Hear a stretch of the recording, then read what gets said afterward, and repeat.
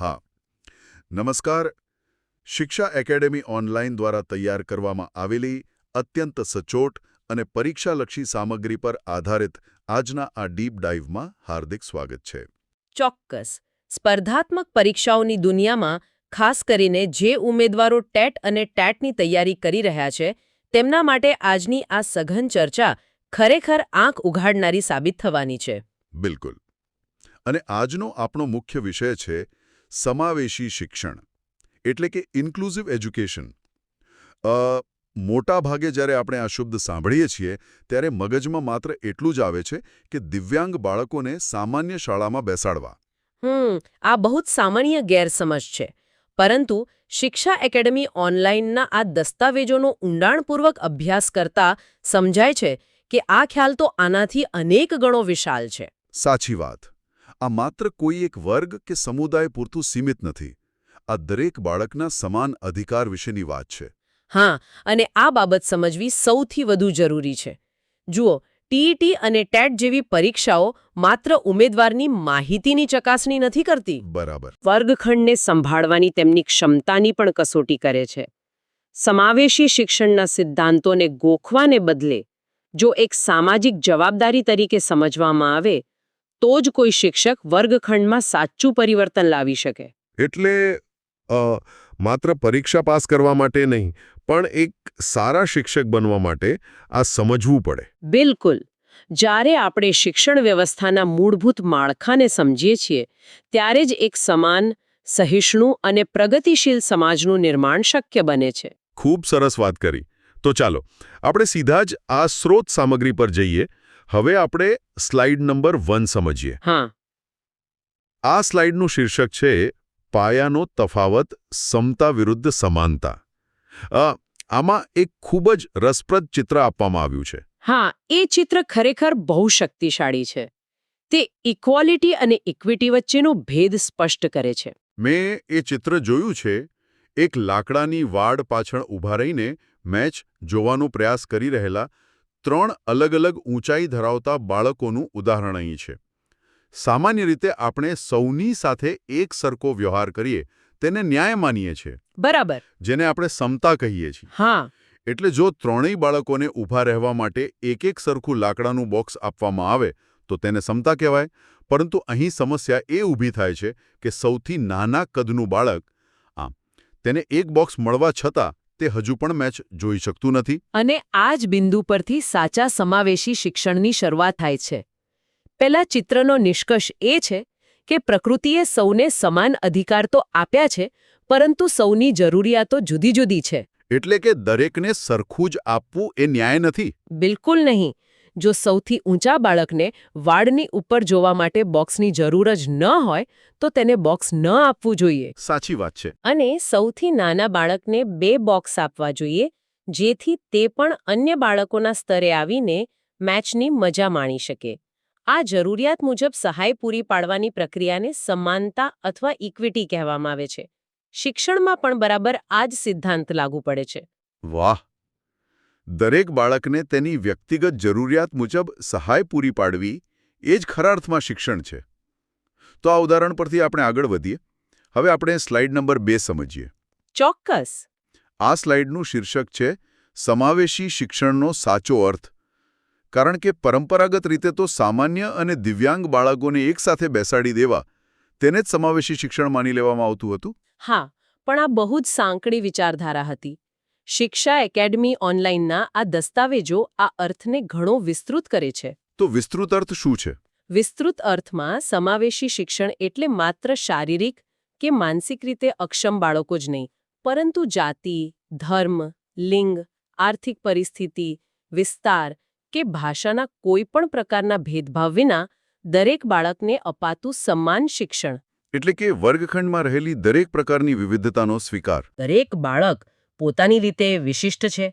કોઈ બાળક ગરીબ પરિવારમાંથી આવતું હોય, કોઈની માતૃભાષા અલગ હોય, તો કોઈને શીખવાની ગતિ ધીમી હોય.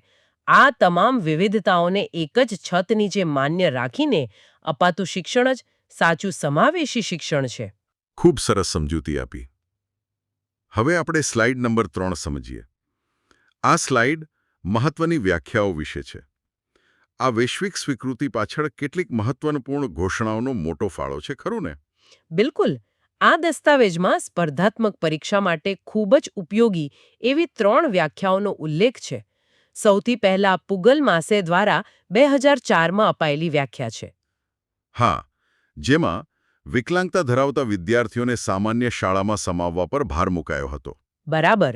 પરંતુ ત્યારબાદ યુનેસ્કોની 2009ની વ્યાખ્યા ચિત્રને વધુ વ્યાપક અને સ્પષ્ટ કરે છે. યુનેસ્કોએ કહ્યું કે શિક્ષણ, સંસ્કૃતિ અને સમુદાયની સહભાગિતા વધારીને તમામની જરૂરિયાતો પૂરી કરવી જોઈએ. અને હા, આમાં સૌથી વધુ ધ્યાન ખેંચે છે સ્પેનનું સલામંકા ઘોષણાપત્ર. હો, સલામન્કા ઘોષણાપત્ર એ શિક્ષણના ઇતિહાસની સૌથી ક્રાંતિકારી ઘટનાઓમાંની એક છે. પરીક્ષાના દૃષ્ટિકોણથી તો આ અત્યંત મહત્વનો મુદ્દો છે. વારંવાર આના પર પ્રશ્નો પૂછાય છે. એવું તો શું હતું આ ઘોષણાપત્રમાં? તેમાં સ્પષ્ટપણે કહેવામાં આવ્યું છે કે સ્કૂલ્સ ફોર ઓલ, અર્થાત શાળા સૌ માટે હોવી જોઈએ. આ એક વાક્યએ આખી દુનિયાના નીતિ ઘડવૈયાઓને એ વિચારવા મજબૂર કર્યા કે શિક્ષણ એ કોઈ વિશેષાધિકાર નથી, પરંતુ જન્મસિદ્ધ અધિકાર છે. આ અધિકારને વ્યવહારમાં કેવી રીતે મૂકવો તે સમજવો પણ એટલું જ જરૂરી છે. તો હવે આપણે સ્લાઇડ નંબર 4 સમજીએ. આનું શીર્ષક છે સંકલ્પના, એટલે કે કન્સેપ્ટ. આ સામગ્રીમાં સમાવેશી શિક્ષણની સંકલ્પનાના 4 મુખ્ય સ્તંભો વર્ણવવામાં આવ્યા છે. હા, અને આ ચારેય સ્તંભો બહુ જ તાર્કિક છે. પહેલો સ્તંભ છે આંતરિક શક્તિ, એટલે કે એવો વિશ્વાસ કે દરેક બાળકમાં શીખવાની કોઈને કોઈ ક્ષમતા રહેલી જ હોય છે. સાચી વાત છે. કોઈ બાળક ગણિતમાં નબળું હોઈ શકે, પણ તે ચિત્રકામમાં કે રમતગમતમાં શ્રેષ્ઠ હોઈ શકે. આ આંતરિક શક્તિને ઓળખવી એ જ સમાવેશન છે. ત્યારબાદ બીજો સ્તંભ છે સમાન તક અને ત્રીજો સ્તંભ છે સ્વીકાર. આપણા સમાજમાં ભિન્નતાને સ્વીકારવાની ભાવના. આ સ્વીકારની ભાવના સૌથી મોટી તાકાત છે. જ્યાં સુધી વર્ગખંડમાં ભેદભાવ રહિત અને હકારાત્મક વાતાવરણ નહીં હોય, ત્યાં સુધી કોઈ પણ શિક્ષણ પદ્ધતિ કામ નહીં કરે. અને ચોથો સ્તંભ છે વ્યાપ, એટલે કે ગરીબી કે લિંગભેદને કારણે કોઈ પણ બાળક શિક્ષણથી બાકાત ન રહેવું જોઈએ. બિલકુલ. આ સંકલ્પનાઓ સ્પષ્ટ થઈ. હવે આપણે સ્લાઇડ નંબર 5 સમજીએ. અહીં લાક્ષણિકતાઓની ચર્ચા છે. આમાં એક અત્યંત મહત્વનો મુદ્દો છે બાળકેન્દ્રી અભિગમ. હા, બાળકેન્દ્રીય અભિગમ એટલે કે ચાઇલ્ડ સેન્ટ્રિક અપ્રોચ. પરીક્ષકો વારંવાર આના પર પ્રશ્નો પૂછતા હોય છે. તો આ બાળકેન્દ્રી અભિગમ એટલે શું? એનો સીધો અને સરળ અર્થ એ છે કે શિક્ષણ પદ્ધતિ, અભ્યાસક્રમ અને શાળાનું વાતાવરણ બાળકની જરૂરિયાત મુજબ હોવું જોઈએ. એટલે કે બાળકે શાળાના નિયમો મુજબ ઢળવાની જરૂર નથી. જરૂર નથી, પરંતુ શાળાએ બાળકની ક્ષમતા અને તેની જરૂરિયાત મુજબ ઢળવું પડશે. આજકાલ ટેકનોલોજી અને નવા શૈક્ષણિક સાધનોના ઉપયોગથી આ ઘણો સરળ બન્યું છે. આ ખરેખર બહુ મોટો બદલાવ છે. હવે આપણે સ્લાઇડ નંબર 6 સમજીએ. આટલા મોટા પાયે પરિવર્તન લાવવાની જરૂરિયાત શા માટે ઊભી થઈ તેના કારણો પણ અહીં ખૂબ સરસ રીતે દર્શાવ્યા છે. આ સ્લાઇડનું શીર્ષક છે જરૂરિયાત અને મહત્વ. હા, જો આપણે કાયદાકીય અને નીતિગત રીતે જોઈએ તો આરટીઈ 2009 એટલે કે રાઇટ ટુ એજ્યુકેશન એક્ટ અને ખાસ કરીને નવી રાષ્ટ્રીય શિક્ષણ નીતિ એનઈપી 2020ના મૂળમાં આ જ વાત રહેલી છે. શૈક્ષણિક સમાનતા અને માનવ અધિકારોનું રક્ષણ. ચોક્કસ. અને તેનું સૌથી મોટું કારણ એ છે કે જો બાળકો બાળપણથી જ એકબીજાની ખામીઓ અને ખૂબીઓ સાથે વર્ગખંડમાં સહ-અસ્તિત્વ ધરાવતા શીખશે, તો ભવિષ્યમાં તેઓ એક સહિષ્ણુ અને ભેદભાવ રહિત સમાજનું નિર્માણ કરશે. સમાવેશી શિક્ષણ એ માત્ર શાળા પૂરતું નથી, એ ભવિષ્યના સમાજનું ઘડતર છે. સમાજ નિર્માણની આ પ્રક્રિયા કોઈ એક વ્યક્તિનું કામ તો નથી જ. એટલે જ હવે આપણે સ્લાઇડ નંબર 7 સમજીએ. આ દસ્તાવેજમાં 5 મુખ્ય હિતધારકો એટલે કે સ્ટેક હોલ્ડર્સની ભૂમિકાની ખૂબ જ ઊંડાણપૂર્વક ચર્ચા કરવામાં આવી છે. આ સ્લાઇડમાં પ્રથમ હિતધારક કુટુંબ વિશે વાત છે. હા, કારણ કે શિક્ષણ માત્ર શાળાની 4 દિવાલો વચ્ચે નથી થતું.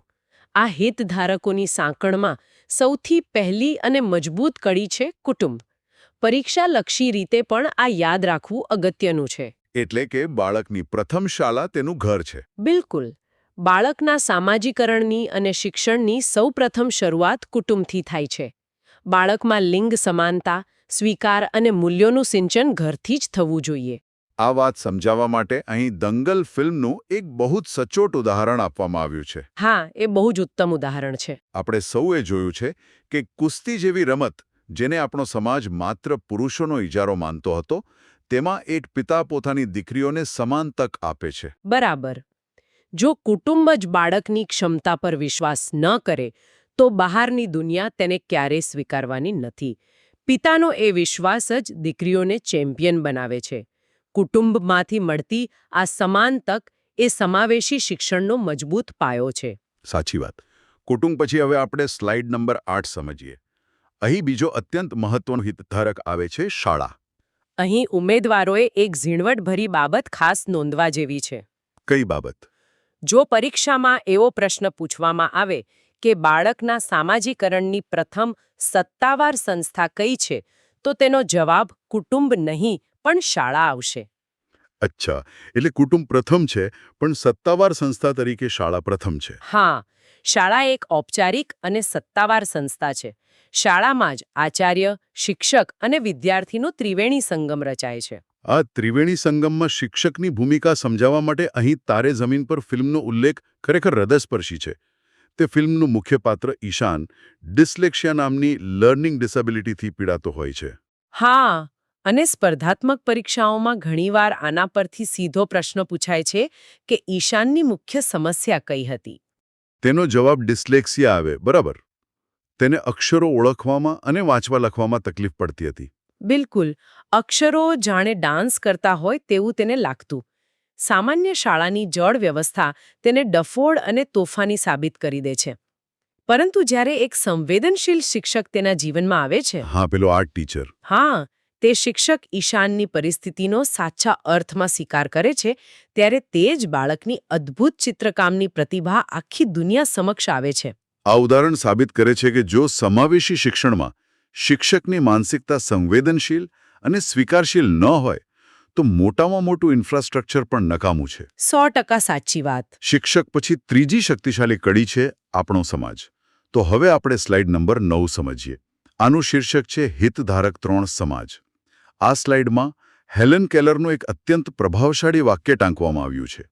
હા, હેલેન કેલરે કહ્યું હતું કે વિકલાંગતા વ્યક્તિને એટલું નુકસાન નથી કરતી જેટલું સમાજના નકારાત્મક વલણો કરે છે. આ વાક્ય ખરેખર ઘણું ઊંડું છે. સમાજની માનસિકતા વ્યક્તિની પ્રગતિ નક્કી કરે છે. બિલકુલ. જ્યારે સમાજ કોઈના પર લેબલ લગાવી દે છે ત્યારે તેનો વિકાસ રૂંધાઈ જાય છે. પરંતુ જ્યારે આ રૂઢિચુસ્ત વલણો તૂટે છે ત્યારે કલ્પના ચાવલા અને સુનીતા વિલિયમ્સ જેવા ઉદાહરણો સામે આવે છે. જેમણે સાબિત કર્યું કે આકાશ પણ હવે કોઈ મર્યાદા નથી. અહીં ચક દે ઇન્ડિયા ફિલ્મનું ઉદાહરણ પણ બહુ જ બંધબેસતું છે. તેમાં પણ આ જ બતાવવામાં આવ્યું છે કે મહિલા ખેલાડીઓને જ્યારે સમાજનો સ્વીકાર અને સમાન તક મળે છે ત્યારે તેઓ ઇતિહાસ રચી શકે છે. સાવ સાચી વાત છે. સમાજનો હકારાત્મક ટેકો બહુ જ જરૂરી છે. હવે આપણે સ્લાઇડ નંબર 10 સમજીએ. સમાજના આ હકારાત્મક વલણને કાનૂની પીઠબળ પૂરું પાડવાનું કામ ચોથો હિતધારક એટલે કે આપણી સરકાર કરે છે. હા, સરકારની ભૂમિકા નીતિ નિયમો અને સુવિધાઓ પૂરી પાડવામાં સૌથી મોટી છે. આરપીડબ્લ્યુડી એક્ટ 2016 એટલે કે rights of persons with disabilities act અને મફત તેમજ ફરજિયાત શિક્ષણનો કાયદો આરટીઈ એક્ટ 2009 આના ઉત્તમ ઉદાહરણો છે.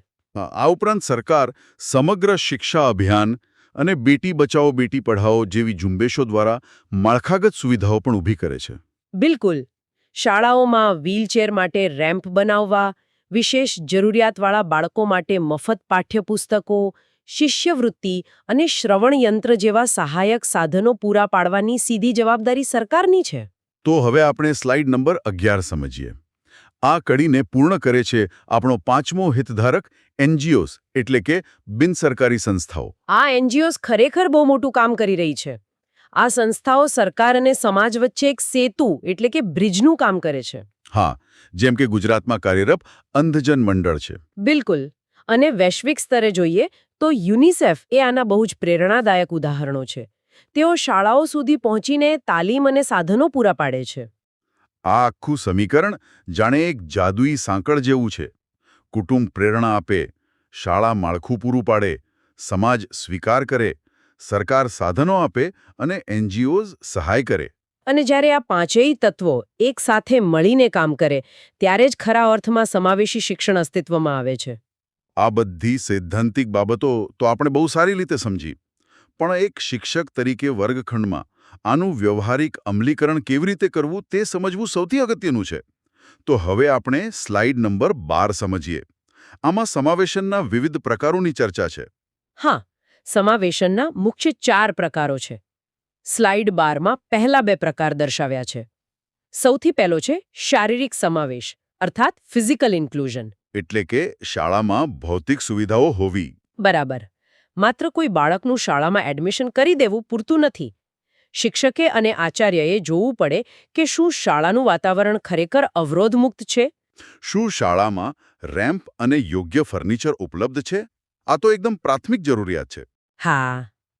અને શારીરિક હાજરી પછી આવે છે પાઠ્યક્રમમાં સમાવેશ એટલે કે કરિક્યુલર ઇન્ક્લુઝન.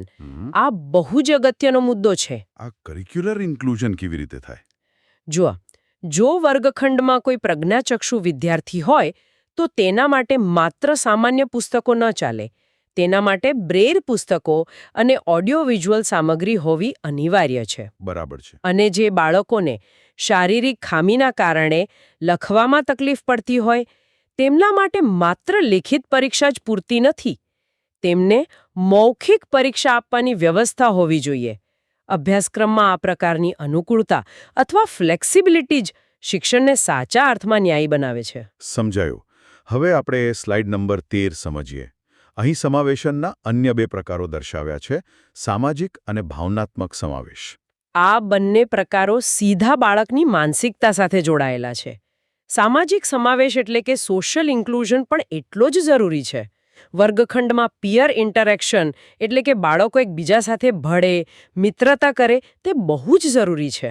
હા, રમતગમત અને જૂથ પ્રવૃત્તિઓમાં દરેક બાળકની સમાન ભાગીદારી થાય તે જોવાની જવાબદારી શિક્ષકની છે. બિલકુલ. અને આમાં સૌથી સંવેદનશીલ પ્રકાર છે ભાવનાત્મક સમાવેશ.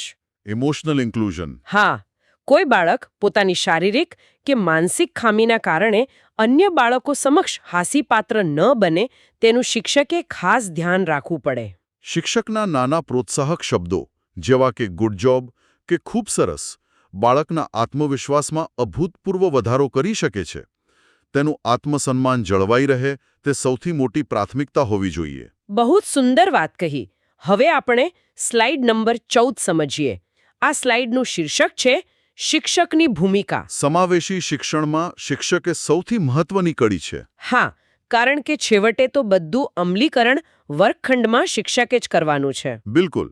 શિક્ષકની માનસિકતા સંવેદનશીલ હોવી જોઈએ. તેણે લવચિક શિક્ષણ પદ્ધતિ અપનાવવી પડે. એટલે કે ટીચિંગ સ્ટાઇલ્સ બદલવી પડે, ઇન્ફોર્મેશન ટેકનોલોજીનો ઉપયોગ કરવો પડે અને દરેક બાળક પર વ્યક્તિગત ધ્યાન આપવું પડે. અહીં એક વાક્ય લખેલું છે જે મને બહુ ગમ્યું. શિક્ષક ધારે તો કોલસાને પણ હીરો બનાવી શકે છે. સાવ સાચી વાત.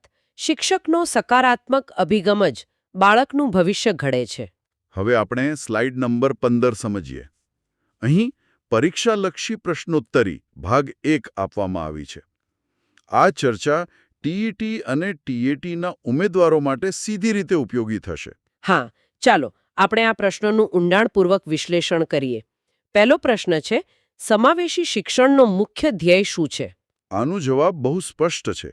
એજ્યુકેશન ફોર ઓલ એટલે કે સૌના માટે શિક્ષણ, કોઈ પણ ભેદભાવ વિના. બરાબર. બીજો પ્રશ્ન બાળકના સામાજિકરણની પ્રથમ સત્તાવાર સંસ્થા કઈ છે? આપણે હમણાં જ ચર્ચા કરી. પ્રથમ સંસ્થા કુટુંબ છે, પણ સત્તાવાર સંસ્થા પૂછ્યું છે એટલે જવાબ આવશે શાળા. પરફેક્ટ. ત્રીજો પ્રશ્ન બાળક કેન્દ્રી અભિગમ એટલે શું? આનો જવાબ એ છે કે બાળક શાળાના નિયમો મુજબ ન ઢળે, પણ શાળા અને અભ્યાસક્રમ બાળકની જરૂરિયાત મુજબ ઢળે. બિલકુલ સાચું. ઉમેદવારોએ આ પ્રશ્નોના વિકલ્પોમાં ખાસ ધ્યાન રાખવું કારણ કે ત્યાં શબ્દોની રમત હોઈ શકે છે. સાચી વાત છે. હવે આપણે સ્લાઇડ નંબર 16 સમજીએ. આ છે પરીક્ષાલક્ષી પ્રશ્નોત્તરી ભાગ 2. આમાં પણ કેટલાક મહત્વના પ્રશ્નો છે. હા, ચોથો પ્રશ્ન જુઓ. તારે જમીન પર ફિલ્મમાં ઈશાનની મુખ્ય સમસ્યા કઈ હતી? આ તો આપણે બહુ વિસ્તારથી સમજ્યા. ઈશાનની સમસ્યા હતી ડિસ્લેક્સિયા, જે એક લર્નિંગ ડિસેબિલિટી છે. સાચું. પાંચમો પ્રશ્ન. સમાવેશી શિક્ષણમાં શિક્ષકની સૌથી અગત્યની માનસિકતા કઈ હોવી જોઈએ? સંવેદનશીલ અને સ્વીકારશીલ માનસિકતા. જો શિક્ષક સ્વીકાર જ નહીં કરે તો પદ્ધતિઓ કામ નહીં લાગે. એકદમ બરાબર. અને છઠ્ઠો પ્રશ્ન છે, લવચિક શિક્ષણ પદ્ધતિનો મુખ્ય હેતુ શું છે? એટલે કે ફ્લેક્સિબલ ટીચિંગનો હેતુ. તેનો હેતુ છે દરેક પ્રકારના શીખનારને તેની વ્યક્તિગત ક્ષમતા અને શીખવાની ગતિને અનુરૂપ શિક્ષણ આપવું. બિલકુલ. આ 6 પ્રશ્નો એવા છે જેનો કન્સેપ્ટ જો ક્લિયર હશે તો પરીક્ષામાં કોઈ પણ રીતે ફેરવીને પૂછે છે તો પણ ઉમેદવાર સાચો જવાબ આપી શકશે. ચોક્કસ. આ બધું સાંભળવામાં ખૂબ આદર્શ લાગે છે, પણ જમીની વાસ્તવિકતામાં ઘણા પડકારો રહેલા છે. આ સમજવા માટે હવે આપણે સ્લાઇડ નંબર 17 સમજીએ. આ સ્લાઇડનું શીર્ષક છે પડકારો અને મુખ્ય અવરોધો. હા, સમાવેશી શિક્ષણનો અમલ કરવો એ કોઈ સહેલું કામ નથી. આ દસ્તાવેજમાં સ્પષ્ટપણે કેટલાક મુખ્ય અવરોધો દર્શાવ્યા છે. સૌથી મોટો અવરોધ તો ભૌતિક માળખાનો જ છે ને? બિલકુલ. આજે પણ આપણી ઘણી શાળાઓમાં યોગ્ય ભૌતિક માળખાનો એટલે કે ઇન્ફ્રાસ્ટ્રક્ચરનો અભાવ જોવા મળે છે. વ્હીલચેર જઈ શકે તેવા રેમ્પ કે યોગ્ય શૌચાલયની સુવિધા દરેક જગ્યાએ નથી હોતી. બીજો મોટો અવરોધ છે લોકોનો નકારાત્મક દૃષ્ટિકોણ. ઘણા વાલીઓને એવી ગેરસમજ હોય છે કે જો તેમનું સામાન્ય બાળક વિશેષ જરૂરિયાતવાળા બાળકો સાથે ભણશે તો તેનો શૈક્ષણિક વિકાસ રૂંધાઈ જશે. આ એક બહુ જ મોટી સામાજિક ગેરસમજ છે જેને દૂર કરવી ખૂબ જરૂરી છે. આ ઉપરાંત શિક્ષકોમાં વિશિષ્ટ તાલીમનો અભાવ પણ એક કડવી વાસ્તવિકતા છે. હા, આપણા શિક્ષકો નિષ્ઠાવાન છે, પરંતુ વિશેષ જરૂરિયાતવાળા બાળકોને ભણાવવા માટે જે આધુનિક પદ્ધતિઓનું જ્ઞાન જોઈએ તેની તાલીમ દરેક શિક્ષક સુધી હજુ પહોંચી શકી નથી. અને છેલ્લો મોટો પડકાર છે આપણો જડ અને ભારે અભ્યાસક્રમ. આપણી શિક્ષણ વ્યવસ્થામાં પુસ્તકોનો ભાર એટલો બધો છે કે તે નબળા વિદ્યાર્થીઓને મુખ્ય પ્રવાહમાંથી બહાર ફેંકી દે છે. આ તમામ પડકારોને પહોંચી વળવા માટે શિક્ષકનું મેનેજમેન્ટ બહુ જરૂરી છે. તો હવે આપણે સ્લાઇડ નંબર 18 સમજીએ. આ સ્લાઇડ વર્ગખંડ વ્યવસ્થાપન એટલે કે ક્લાસરૂમ મેનેજમેન્ટ વિશે છે. શિક્ષકનું વર્ગખંડ વ્યવસ્થાપન જ આખી રમત બદલી શકે છે. નાની નાની બાબતો પર ધ્યાન આપવાથી મોટો ફરક પડે છે. જેવી કે બેઠક વ્યવસ્થા. હા, જો કોઈ બાળકને ઓછું સંભળાતું હોય કે દ્રષ્ટિની ખામી હોય તો તેને ફરજિયાત આગળની હરોળમાં બેસાડવા જોઈએ. વર્ગમાં પૂરતો પ્રકાશ હોવો જોઈએ જેથી બાળકો બોર્ડ પર સ્પષ્ટ જોઈ શકે. આમાં એક બહુ જ સરસ પદ્ધતિની ચર્ચા છે, બડી સિસ્ટમ. હા, આ બડી સિસ્ટમ ખરેખર કમાલનો કોન્સેપ્ટ છે. વિદ્યાર્થીઓના મિત્ર કે માર્ગદર્શક બનાવી દેવા. બિલકુલ. આનાથી નબળા વિદ્યાર્થીને ભણવામાં સીધી મદદ તો મળે જ છે, પરંતુ હોશિયાર વિદ્યાર્થીમાં પણ નાનપણથી જ સહાનુભૂતિ, મદદ કરવાની ભાવના અને નેતૃત્વના ગુણોનો વિકાસ થાય છે. આ એક પ્રકારનું અદ્ભુત સહશિક્ષણ છે. અને શિક્ષકનું કામ પણ થોડું સરળ બને છે. શિક્ષણ આપ્યા પછી સૌથી મહત્વનો તબક્કો આવે છે મૂલ્યાંકનનો. હવે આપણે સ્લાઇડ નંબર 19 સમજીએ. આ સ્લાઇડ છે મૂલ્યાંકનમાં સુધારા વિશે. આપણી જે પરંપરાગત પરીક્ષા પદ્ધતિ છે તે માત્ર 3 કલાકના લેખિત પ્રદર્શન પર આધારિત છે. આ પદ્ધતિ સમાવેશી શિક્ષણની વિભાવનાની બિલકુલ વિરુદ્ધ છે. એટલે જ આમાં CCE અર્થાત સતત અને સર્વગ્રાહી મૂલ્યાંકનની હિમાયત કરવામાં આવી છે, બરાબર ને? હા, CCE એટલે કન્ટિન્યુઅસ એન્ડ કોમ્પ્રિહેન્સિવ ઇવેલ્યુએશન. બાળકની માત્ર બૌદ્ધિક ક્ષમતા જ નહીં, પરંતુ સામાજિક, શારીરિક અને સર્જનાત્મક પ્રવૃત્તિઓનું આખું વર્ષ સતત મૂલ્યાંકન થવું જોઈએ. અને પરીક્ષાની પદ્ધતિઓમાં પણ વ્યાપક સુધારાની જરૂર છે. જો કોઈ બાળક શારીરિક અક્ષમતાને કારણે લખી શકતું નથી તો તેને મૌખિક પરીક્ષા અથવા ચિત્ર દોરીને જવાબ આપવાની સગવડ મળવી જ જોઈએ. બિલકુલ. અને દિવ્યાંગ બાળકોને પરીક્ષામાં લખવા માટે હંમેશા વધારાનો સમય ફાળવવો જોઈએ. વધુમાં માત્ર માર્ક્સ આપવાની પદ્ધતિ બાળકોમાં ગળાકાપ, હરીફાઈ અને તણાવ ઊભો કરે છે. તેના બદલે ગ્રેડિંગ સિસ્ટમનો ઉપયોગ થાય તો બાળકો ભયમુક્ત વાતાવરણમાં પરીક્ષા આપી શકે. સાવ સાચી વાત. ગ્રેડિંગ સિસ્ટમથી બાળકો પરનું પ્રેશર ઘણું ઓછું થઈ જાય છે. તો હવે આપણે સ્લાઇડ નંબર 20 સમજીએ. આ સ્લાઇડમાં આપણી આખી ચર્ચાનો નિષ્કર્ષ આપવામાં આવ્યો છે. હા, આ તમામ ચર્ચાનો એક જ નિષ્કર્ષ છે કે શિક્ષણ એ માત્ર વ્યવસાય નથી, પરંતુ એક યજ્ઞ છે. બહુ સુંદર શબ્દ વાપર્યો છે, યજ્ઞ. હા, આખી ચર્ચા દરમિયાન આપણે જે મુદ્દાઓ સમજ્યા તે ટીઈટી અને ટીએટીની પરીક્ષા માટે ખૂબ જ અગત્યના છે. પછી તે પ્રથમ સત્તાવાર સંસ્થા તરીકે શાળાનો પ્રશ્ન હોય, ઈશાનને રહેલી ડિસ્લેક્સિયાની બીમારી હોય કે પછી શિક્ષકની સંવેદનશીલ માનસિકતાનો મુદ્દો હોય. ઉમેદવારોએ આ તમામ બાબતોને માત્ર માર્ક્સ લાવવા માટે ગોખવાની નથી, પણ એક ઉત્તમ શિક્ષક બનવા માટે પોતાના વ્યવહારમાં આત્મસાત કરવી પડશે.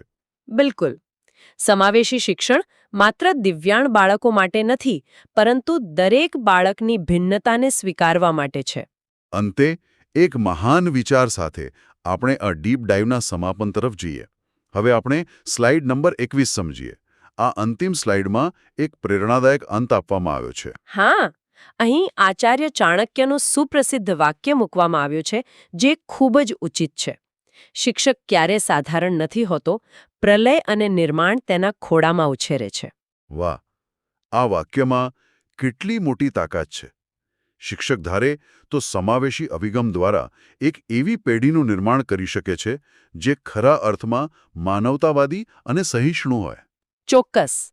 અને આ જ વિચારને આગળ વધારતા આ ડીપ ડાઇવના અંતે મારા મનમાં એક ખૂબ જ રસપ્રદ અને વિચાર પ્રેરક પ્રશ્ન ઊભો થાય છે. કયો પ્રશ્ન?